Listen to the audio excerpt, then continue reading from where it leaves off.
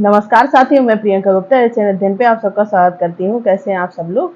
तो आप लोगों को पता है कि हम लोगों की जो गूगल मीट हुई थी वो फ्री करवाई गई थी, ठीक है। तो हम लोग ज़्यादातर यूजीसी नेट पेपर 1, इसके अलावा जो आपका पेपर 2 है हिंदी साहित्य का, उसकी प्रिपरेशन हमारे चैनल के द्वारा अभी करवाई जा रही है, जिसकी पेड क्लासेस भी चल रही हैं, जिसमें आपको क्लास, पीडीएफ, टेस्ट सीरीज, ये सारी चीज़ें आपको प्रोवाइड करवाई जा रही हैं, ठीक है। तो अगर आप लोग अपने दिसंबर एग्ज़ाम के लिए तैयारी कर रहे हैं और जुड़ना चाहते हैं हमसे मिलके, तो आप व्हाट्सएप नंबर जो यूट्यूब पे प्रोवाइड किया गया है उस पर कांटेक्ट करके आप बैच से जुड़ सकते हैं, ठीक है। और बहुत ही कम फीस रखी गई है। मेन उद्देश्य है कि आपका जो दिसंबर का एग्ज़ाम है उसमें इस प्रकार से आपकी तैयारी करवाई जाए कि आपका पूरा एग्ज़ाम क्वालिफाई हो, ठीक है। मतलब आपका नेट तो छोटी बात है, आपका जीआरएफ क्वालिफाई हो। बच्चों की क्यूरी आई है पेपर 1 के सिलेबस को लेके कि थोड़ा डिटेल में उसको समझा दिया जाए। आपका पेपर 1 है वो सबके लिए ही कॉमन है। आपके मतलब आप अगर आपका पेपर 2 कुछ भी है, हिंदी है, इंग्लिश है या फिर हिस्ट्री है या फिर एजुकेशन है, तो लेकिन आपका पेपर 1 कॉमन रहता है, आपको ये पता होना चाहिए। तो जो आपका पेपर 1 है वो आपका, जिसमें 50 क्वेश्चन आते हैं, ठीक है। और एक आपका क्वेश्चन जो होता है वो 2 नंबर का होता है, ठीक है।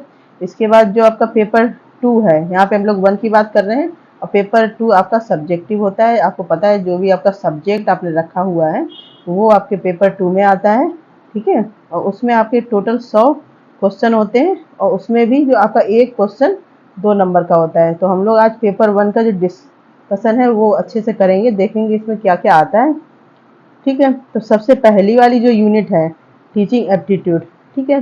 तो इसमें क्या क्या चीज़ें पूछी गई, जैसे आप लोग यहाँ पे देख सकते हैं। टीचिंग में टीचिंग के क्या कॉन्सेप्ट होते हैं, उसके ऑब्जेक्टिव क्या है, इसके बाद लेवल ऑफ टीचिंग, जैसे मेमोरी लेवल है, अंडरस्टैंडिंग लेवल है, रिफ्लेक्टिव लेवल है। क्योंकि कभी कभी डायरेक्ट आपके लेवल से ही क्वेश्चन पूछ लिए जाते हैं। जैसे 4 ऑप्शन दिए हैं तो उसमें पूछा जाता है कि कौन सा लेवल टीचिंग का नहीं है, ठीक है।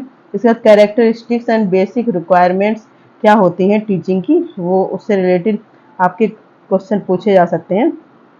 इसके लर्नर की कैरेक्टरिस्टिक्स क्या है, मतलब जो बच्चे हैं उनके कैसे कैसे कैरेक्टरिस्टिक्स हैं, क्योंकि आपको बच्चों को ध्यान में रख के पढ़ाना होता है। तो उसके हिसाब से सारे यहाँ पे क्वेश्चन दिए गए हैं, जैसे कैरेक्टरिस्टिक्स ऑफ एडोलसेंट है, अडल्ट लर्नर हैं, और उसमें भी आपका एकेडमिक कैसे है, सोशल, इमोशनल एंड कॉग्निटिव। तो बच्चे के जो पूरा होलिस्टिक कह सकते हैं डेवलपमेंट है, उसके अकॉर्डिंग ही आपसे क्वेश्चन पूछे जाते हैं। जो हमारी एनपीई 2020 है उसमें भी होलिस्टिक डेवलपमेंट की बात की गई है। वहाँ पे भी आपका academic, social, emotional and cognitive, ठीक है, इन सारे पहलुओं पे आपको ध्यान देने की आवश्यकता होती है, और इससे रिलेट करके ही अंडरस्टैंडिंग बेस पे क्वेश्चन पूछे जाते हैं। इसके बाद इंडिविजुअल डिफरेंसेस। अब इंडिविजुअल डिफरेंसेस का क्या मतलब हो गया कि जितने भी बच्चे हैं अलग अलग एरिया से आते हैं, अलग माहौल से आते हैं आपके स्कूल में, ठीक है। उनके जो भी डिफरेंसेस हैं, ठीक है, उनके हिसाब से ही आप कौन सा टीचिंग मेथड यूज करते हैं, ठीक है। आप कैसे प्री प्लान करते हैं, क्योंकि सारे बच्चों को ही आपको साथ में लेके चलना होता है, तो उनको कैसे आप ध्यान रखेंगे। अब उसमें डिसेबल्ड बच्चे भी आ जाते हैं, तो उनके लिए आप कौन सी एक्टिविटी करवा सकते हैं, ठीक है। तो ये सारी चीज़ें आपकी टीचिंग जो लर्नर के कैरेक्टरिस्टिक्स हैं उसमें रिलेट करके पूछी जाती हैं। इसके बाद factor affecting teaching related to teacher, learner, support material, इसके बाद इंस्ट्रक्शनल फैसिलिटी, इसके बाद लर्निंग एनवायरनमेंट एंड इंस्टीट्यूट, ठीक है। अब फैक्टर कौन कौन से हैं जो टीचर को अफेक्ट करते हैं। एक तो सबसे पहले टीचर हो गया। टीचर कैसे, क्योंकि कैसे हम लोग डिसाइड करते हैं कि कौन सा टीचर अच्छा है, कैसा है, जो बच्चे की जो भी नीड है उनको फुलफिल करे, तो उस टीचर को ज़्यादातर अच्छा टीचर माना जाता है। इसके बाद लर्नर के जो लर्नर है वो भी कहीं ना कहीं टीचिंग को अफेक्ट करता है। सपोर्ट मटेरियल, मतलब हम लोग कौन कौन से मटेरियल का यूज करके अपने क्लासरूम में पढ़ा रहे हैं उससे रिलेटेड। इसके बाद इंस्ट्रक्शनल फैसिलिटी। अब आप अपना लेक्चर या बच्चों को कोई भी चीज़ प्रोवाइड करवा रहे हैं तो उसके लिए आप किन किन चीज़ों का यूज़ कर रहे हैं इन सब के। इसके बाद लर्निंग इन्वायरमेंट एंड इंस्टीट्यूट। इसके बाद इन्वायरमेंट जो है वो भी काफ़ी इफेक्ट डालता है टीचिंग पे, ठीक है। इसके बाद है method of teaching in institute of higher learning. अब हायर लर्निंग में कौन कौन से मेथड हैं उनका यूज, जैसे teacher centred versus learner centred method यहाँ पे पूछे गए हैं। तो आजकल की जो एजुकेशन चल रही है आपको पता है लर्नर सेंटर्ड है।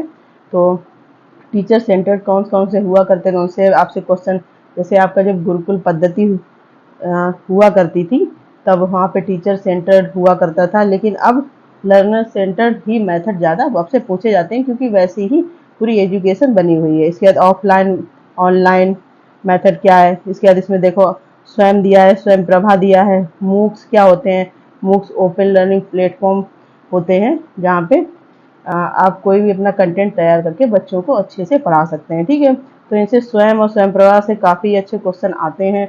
जो आपका जून में एग्जाम हुआ तो उसमें भी जिन लोगों ने दिया है उन्हें पता होगा, यहाँ से क्वेश्चन पूछे जाते हैं, ठीक है। इसके बाद teaching support system traditional, modern and ICT based. तो आजकल की जो हमारी मेन चल रही है तो वो कैसी चल रही है, आईसीटी बेस्ड चल रही है, तो इससे रिलेट करके काफ़ी क्वेश्चन पूछे जाते हैं, ठीक है। इसके बाद एवेल्यूशन सिस्टम, मतलब मूल्यांकन की क्या क्या विधियां हैं, एलिमेंट्स एंड टाइप्स ऑफ मूल्यांकन। अब मूल्यांकन के भी क्या क्या टाइप हैं, ठीक है। इसके बाद choice based credit system in higher education, computer based testing है, innovation in evaluation system. Innovation मतलब मूल्यांकन के भी नए नए तरीके क्या क्या आजकल यूज किए जा रहे हैं, आईसीटी को कैसे यूज करके हम लोग मूल्यांकन कर सकते हैं, इन सब चीज़ों पे भी ध्यान दिया जाता है, ठीक है। इसका सेकेंड यूनिट है आपकी रिसर्च एप्टीट्यूड। तो यहाँ पे रिसर्च का सबसे पहले तो मीनिंग, रिसर्च कितने टाइप की होती है, जो आपकी एक्शन रिसर्च होती है, अप्लाइड रिसर्च होती है, ठीक है। इसके बाद फंडामेंटल होती है। तो इन सबके ज़्यादातर एक्शन रिसर्च से काफ़ी क्वेश्चन पूछे जाते हैं, एग्जाम में देखे गए हैं, ठीक है। कैरेक्टरिस्टिक्स क्या है, positivist and post positivist approach to research. इसके बाद मेथड ऑफ रिसर्च। अब रिसर्च हम लोग जब करते हैं तब कौन कौन से मेथड अपनाते हैं, जैसे आपका एक्सपेरिमेंटल हो गया, ठीक है। इसके बाद है आपका डिस्क्रिप्टिव, हिस्टोरिकल है, क्वालिटेटिव है एंड क्वांटिटेटिव है। तो ये आपके टाइप हैं कि रिसर्च के कौन कौन से मेथड हैं जिनके द्वारा हम लोग रिसर्च करते हैं, ठीक है। इसके बाद स्टेप्स हैं आपके रिसर्च के, कौन कौन से स्टेप्स हैं। इसके बाद thesis and article writing, format and styles of referencing. इसके बाद आपके जैसे आपने देखा एपीए स्टाइल होता है, इसके बाद एमपीए, बहुत सारे स्टाइल होते हैं, मेन आजकल जो करते हैं एपीए स्टाइल में यूज करते हैं। तो उससे रिलेट होके आपके क्वेश्चन पूछे जाते हैं कि रेफरेंस में आप कौन कौन से एपीए का यूज़ करते हैं, या फिर कभी कभी एपीए का फुल फॉर्म वगैरह ये सब पूछ लिया जाता है। Application of ICT in research.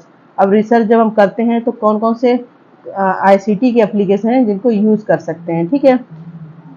इसका रिसर्च एथिक्स। अब सबसे ज़्यादा है एथिक्स क्या होते हैं कि आप किसी को डरा धमका के कोई रिसर्च नहीं कर सकते हैं, ठीक है। जिसके ऊपर आप रिसर्च करते हैं, जो भी आपका सैंपल है उसको मेन सब कुछ पता होना चाहिए, ठीक है। अगर उसकी इच्छा है खुद से तो वो आपको सैंपल के रूप में दे सकता है कोई भी चीज़, अदरवाइज आप फोर्सफुली रिसर्च नहीं कर सकते हैं। तो ये एथिक्स के बारे में भी रिसर्च में आपसे पूछते हैं क्वेश्चन, ठीक है। इसके बाद यूनिट थर्ड है कॉम्प्रिहेंशन। इसमें आपके पैसेज होते हैं, उससे पैसेज से रिलेटेड क्वेश्चन पूछे जाते हैं। फिर है आपकी नेक्स्ट यूनिट कम्युनिकेशन। अब कम्युनिकेशन से भी काफ़ी अच्छे अच्छे क्वेश्चन बनते हैं, जैसे कम्युनिकेशन का मीनिंग है, type and characteristics of communication क्या है। इसके बाद इफेक्टिव कम्युनिकेशन, वर्बल है, नॉन वर्बल है, मतलब जो आप बोल के सिखाते हैं या फिर आप कोई कह सकते हैं कि किसी चीज़ का यूज़ करके जो चीज़ें बताते हैं। इसके बाद इंटरकल्चरल एंड ग्रुप कम्युनिकेशन, ठीक है।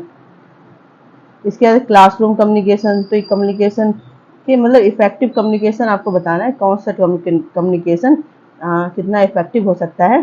तो इससे रिलेट होके आपसे क्वेश्चन बनते हैं, पूछे जाते हैं। इसके बाद इफेक्टिव कम्युनिकेशन बैरियर, मतलब क्या क्या दिक्कतें आती हैं जब हम लोग कोई इफेक्टिव कम्युनिकेशन करते हैं। तो ये सब जैसे बैरियर में आप आजकल आपका इसमें भी आईसीटी का यूज़ कर सकते हैं। जैसे अभी मैं आपको बता रही हूँ, ठीक है, एकदम से माइक बंद हो जाए या फिर कोई भी एक्टिविटी हो जाए, तो ये सारे ही बैरियर होते हैं। जैसे आपका शोर आ रहा है तो आपको सही से सुनाई नहीं पड़ेगा, ऐसे इस प्रकार से बहुत सारे बैरियर भी यहाँ पे होते हैं। इसके बाद मास मीडिया एंड सोसाइटी, ठीक है, ये आपका कम्युनिकेशन का पार्ट हो गया। इसके बाद है मैथमेटिकल रीजनिंग एंड एप्टीट्यूड।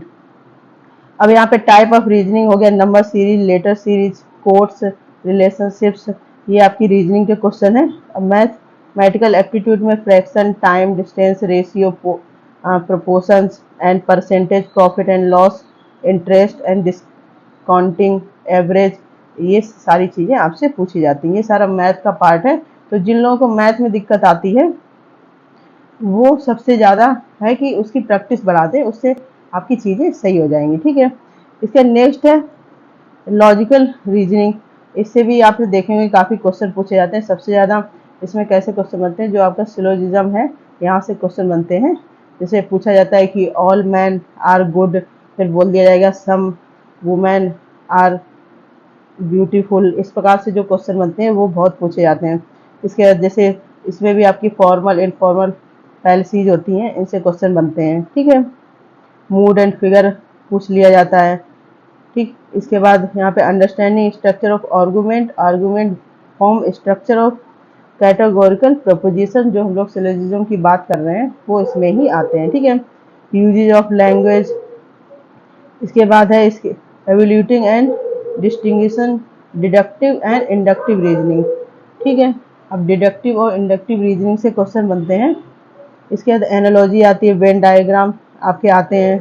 इसका इंडियन लॉजिक का मीन क्या है, इसमें से आजकल जो क्वेश्चन बनते हैं यहाँ प्रमाण जो आपके दिखाए गए हैं, इससे काफ़ी क्वेश्चन बनते हैं। प्रत्यक्ष, अनुमान, उपमान, ये सब प्रमाण के पार्ट होते हैं। शब्द है आपका, अर्थपति है, ठीक है, अनुपलब्धि है, ये सब किसके हैं, प्रमाण के टाइप हैं। इनसे क्वेश्चन भी पूछे जाते हैं। ठीक है, इसके बाद स्ट्रक्चर एंड काइंड्स ऑफ अनुमाना।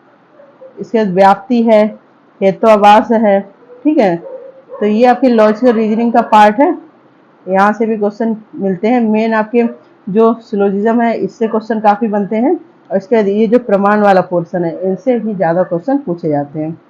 इसके बाद आपका डीआई है। ठीक है, तो इसमें chart, bar chart, histogram, pie chart, table chart, ये चार्ट कोई आपको टेबल दे दी जाती है, उसी से फिर आपके सारे जो भी क्वेश्चन है वो बनते हैं। ठीक है, इसके बाद नेक्स्ट है आईसीटी। तो इसमें सबसे पहले तो फुल फॉर्म जरूर पूछी जाती है। इसके बाद जो आपके स्टोरेज मेमोरी है उनसे क्वेश्चन हमेशा ही एक ना एक बन जाता है। ठीक है, तो ये आपको पढ़ाए भी गए हैं, आप लोग देख सकते हैं। इसके बाद इंटरनेट क्या है, इंटरनेट क्या है, ईमेल, ऑडियो, वीडियो कॉन्फ्रेंसिंग, इन सबसे क्वेश्चन आते हैं। इसके बाद जो सब एक तो आपका यहाँ पे फुल फॉर्म का क्वेश्चन हो गया, स्टोरेज मेमोरी का क्वेश्चन हो गया। इसके digital initiative in higher education, ये वाले पोर्शन से भी काफ़ी क्वेश्चन पूछे जाते हैं। ठीक है, आईसीटी एंड गवर्नेंस, इसके एक दो क्वेश्चन देखने को मिल जाते हैं। बाकी आपके ये पहला और तीसरा वाला पार्ट है, इससे काफ़ी क्वेश्चन देखने को मिलते हैं। इसके बाद नेक्स्ट है पीपल डेवलपमेंट एनवायरनमेंट। यहाँ से जो करेंट वाला जितना पोर्शन है सब यहाँ से आता है। जैसे अभी आपकी G20 हुई थी, ठीक है, तो उसमें गोवर्धन स्कीम पे बात हुई है, तो वो टॉपिक आपको मैं भी जो आपके वन टॉपिक वन शॉट चल रहे हैं उसमें करवाऊंगी। अदरवाइज आप भी उसमें अगर और अच्छा पूछ करना चाहते हैं तो उसको देख सकते हैं। इसके बाद यहाँ पे आपके MDG SDG गोल हैं।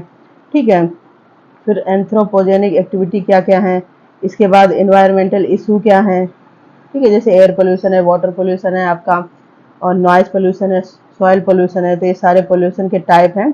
इसके बाद ह्यूमन हेल्थ पे कौन कौन सी चीज़ें बहुत इफ़ेक्ट करती हैं। इसके बाद है नेचुरल एनर्जी के रिसोर्स क्या है, जैसे सोलर है, विंड है आपका, soil, hydro, geothermal, natural hazard and disaster, इनसे भी क्वेश्चन। अब ये वाले जो पोर्शन एनवायरमेंटल प्रोटेक्शन एक्ट, तो ये एक्ट से भी क्वेश्चन आपके एक दो क्वेश्चन हमेशा देखने को मिलते हैं। ठीक है, इसमें भी जो आपका ये वाला है national action plan on climate change, इससे काफ़ी क्वेश्चन अभी पिछले जो एग्ज़ाम हुए हैं उसमें देखने को मिले हैं। बाकी आपको ये एक्ट वगैरह तो सारे ही पता होने चाहिए। इसके लास्ट हमारी यूनिट है higher education study, higher education system. ठीक है, तो सबसे पहले तो कि प्राचीन समय में कौन कौन से आपके इंस्टीट्यूट हुआ करते थे, फेमस कौन सी फेमस यूनिवर्सिटी थी, कहाँ कहाँ से लोग वहाँ पढ़ने आया करते थे, प्लस वो किस नदी के किनारे वो यूनिवर्सिटी बसती है, किस शहर में है, इन सबसे क्वेश्चन आपके पूछे जाते हैं। इसके बाद जब इंडिया आज़ाद हो गया उसके बाद क्या क्या सिस्टम चला, जैसे आपके वुड डिस्पैच है, मैकाले मिनट है, ठीक है, ये सब हंटर कमीशन वगैरह। इसके बाद oriental conventional and non conventional learning programme, तो ये टॉपिक आपको करवाए गए हैं, क्या क्या चीज़ें होती हैं। Professional, technique and skill based, skill based मतलब क्या होता है, जो आपकी वोकेशनल से जुड़ी चीज़ें करवाया जाए, जैसे आपके पॉलीटेक्निक वगैरह होते हैं, ITI होती हैं, तो वहाँ पे वोकेशनल चीज़ों को लेके ज़्यादा चीज़ें करवाई जाती हैं। ठीक है, इसके बाद वैल्यू एजुकेशन, एनवायरमेंटल एजुकेशन, तो जब आप EVS ये पढ़ेंगे तो यहाँ से आप इसको कनेक्ट कर पाएंगे इसको। इसके बाद इस पॉलिसी, गवर्नेंस, एडमिनिस्ट्रेटिव, यहाँ से भी क्वेश्चन देखने को मिलते हैं। ठीक है, आपकी जो प्राचीन टाइम की यूनिवर्सिटी थी उसमें से एक दो क्वेश्चन आराम से देखने को मिल जाते हैं। तो ये आपका सिलेबस था। अब इसका सबसे है कि बच्चों का क्वेश्चन आता है कि इसको तैयार कैसे किया जाए। तो सबसे पहले तो आपके पास सिलेबस होना चाहिए। सबसे पहली बात, अगर आपके पास सिलेबस नहीं है, आप यूजीसी नेट दिसंबर की तैयारी कर रहे हैं, तो फिर सबसे पहले तो सिलेबस होना चाहिए। उसके बाद आप देखो कि कौन कौन से पोर्शन है जो आपको थोड़े से सरल लगते हैं, और फिर सबके अपने अपने हिसाब से वेरी करता है। किसी को लगता है कि हम लोग जो टफ वाला पार्ट है उसको पहले पूरा कर लें, किसी को लगता है कि हम लोग जो इजी वाला पार्ट है उसको पहले पूरा कर लें। तो आप जैसे भी करें, लेकिन जैसे एक टॉपिक आपने सेलेक्ट कर लिया कि आज ये तैयार करना है, उसको प्लस उसके जितने भी एमसीक्यूज आपको मिल पाते हैं, नहीं तो प्रीवियस ईयर तो आप जरूर करें। ठीक है, तो इस प्रकार से आपका पेपर 1 बहुत अच्छा हो जाएगा। बाकी यूट्यूब पे भी क्लासेस हैं। ठीक है, हर्षिता मैम ने करवाई हुई, मैंने भी क्लासेस करवाई हैं, तो आप लोग वो क्लासेस देख सकते हैं। इसके बाद जो लोग पेड क्लासेस में हैं तो उनको भी सारी चीज़ें प्रोवाइड हो रही हैं। इसके अलावा पेड में जुड़ने का फ़ायदा ये भी है कि आपको टेस्ट मिलेंगे, तो टाइम टू टाइम आपको पता चलता रहेगा कि आपकी प्रिपरेशन किस हिसाब से कहाँ तक चल रही है। ठीक है, तो ये आपका पेपर 1 का सिलेबस था। इसको लेके काफ़ी डाउट रहते, क्योंकि ज़्यादातर पेपर 2 सब तैयार करते रहते हैं, पेपर 1 पे लोग कम ध्यान देते हैं, और उसी वजह से थोड़ा सा गड़बड़ भी हो जाता है। ठीक है, तो आशा करती हूँ आपको सारी चीज़ें समझ में आएंगी। फिर भी अगर कोई पॉइंट है आपको पूछना है तो कमेंट सेक्शन में पूछ सकते हैं। और एचएन अध्ययन से जुड़ने के लिए बहुत बहुत धन्यवाद। इसी प्रकार से जुड़े रहिए। धन्यवाद।